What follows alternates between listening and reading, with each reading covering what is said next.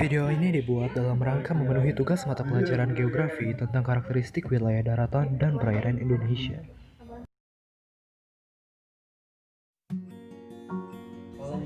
Assalamualaikum warahmatullahi wabarakatuh. Hai semua.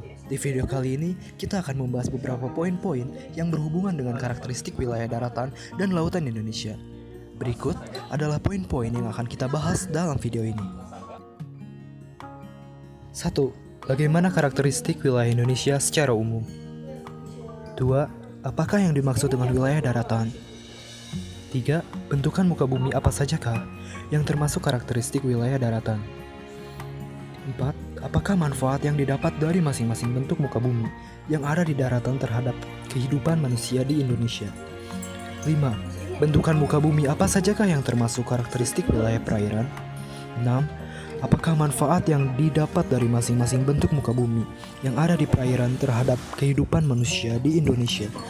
Dan 7. Apakah karakteristik wilayah daratan dan perairan Indonesia mendukung terhadap posisi strategis Indonesia sebagai poros maritim dunia? Jelaskan alasannya. Bagaimanakah karakteristik wilayah Indonesia secara umum? Karakteristik wilayah Indonesia terbagi atas dua aspek, yakni wilayah perairan dan wilayah daratan. Daratan merupakan bagian dari permukaan bumi yang gak digenangi air dan berbentuk padat. Wilayah daratan pun gak selalu rata tuh, tapi juga terdapat pegunungan, dataran tinggi, dataran rendah, dan lembah.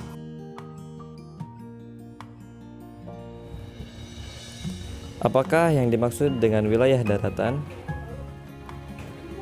Wilayah daratan merupakan bagian dari permukaan bumi yang tidak digenangi air dan berbentuk padat. Wilayah daratan Indonesia memiliki ciri-ciri kenampakan yang berbeda, di mana bisa terlihat kenampakan daratan yang berupa pegunungan, gunung, dataran tinggi, dataran rendah, sungai, dan danau.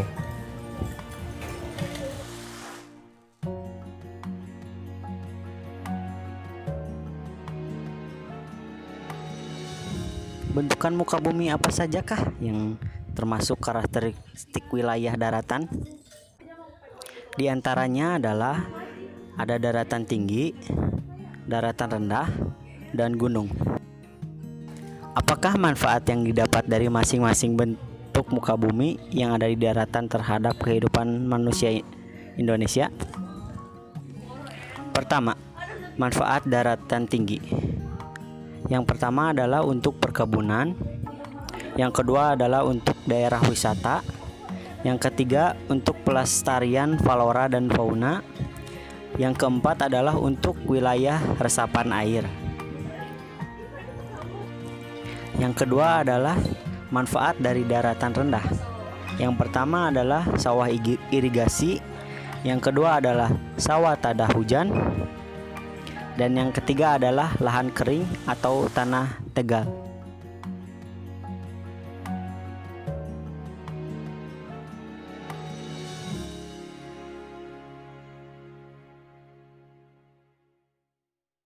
Bentukan muka bumi apa sajakah yang termasuk karakteristik wilayah perairan? 1. Dangkalan atau paparan benua. Salah satu bentuk permukaan bumi yang berupa wilayah perairan ini merupakan permukaan laut luas dengan kedalaman tidak lebih dari 200 meter. Bentuk muka bumi ini termasuk terusan atau kepanjangan dari bagian darat. Kedua, punggung laut. Bagian dari permukaan bumi yang termasuk perairan selanjutnya berupa permukaan yang menyerupai bukit tetapi berada di dalam laut. Bagian dari puncaknya tidak sampai muncul ke atas permukaan air. Jadi bagian ini hanya bisa dilihat di dalam atau di bawah permukaan air. 3. Ambang laut. Permukaan bumi berupa perairan yang lainnya ada yang disebut ambang laut. Daerah ini merupakan daratan luas yang ada di laut dangkal dan menjadi pemisah antara dua laut dalam. 4. Gunung laut. Sesuai dengan namanya, gunung laut merupakan permukaan bumi yang menonjol tinggi di dalam laut, memiliki material vulkanik dan dapat mengalami erupsi seperti gunung di daratan. 5. Palung laut. Bagian terdalam dari perairan bumi adalah palung laut. Daerah ini bisa dikatakan sebagai jurang laut karena bentuknya yang memanjang ke bawah dengan bentuk seperti huruf V.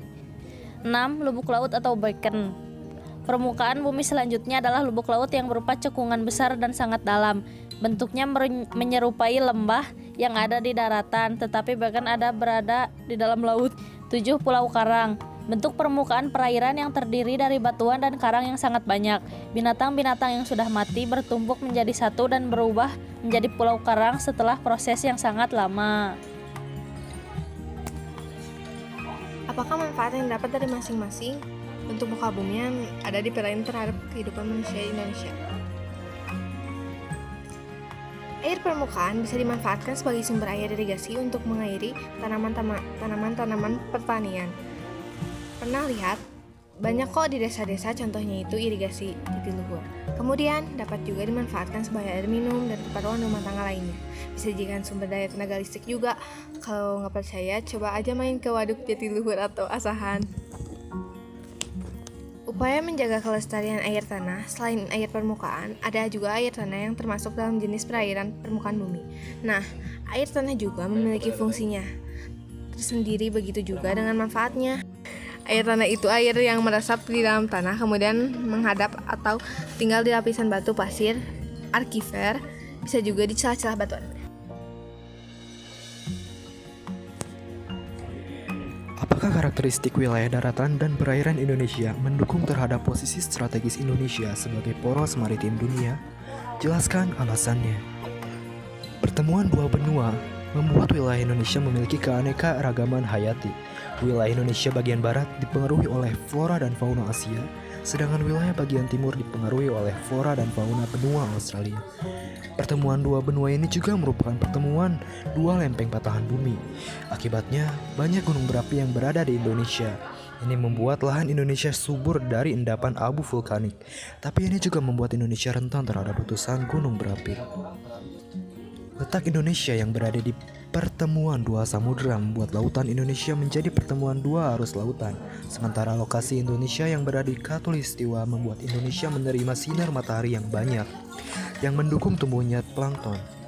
Ini membuat lautan Indonesia kaya akan keanekaragaman hayati.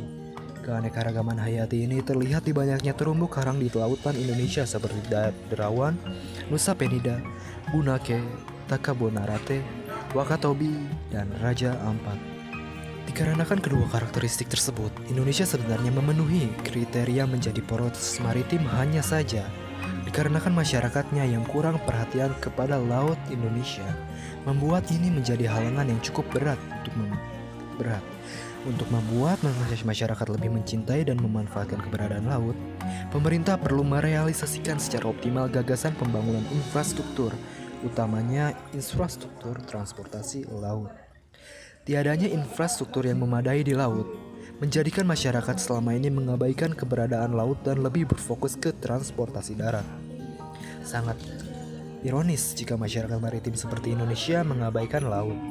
Selain itu, untuk mewujudkan Indonesia sebagai poros maritim, pemerintah juga perlu memberikan stimulus baik dalam bentuk permodalan atau lainnya kepada pelaku usaha dan nelayan agar lebih memfokuskan kegiatan kemaritiman.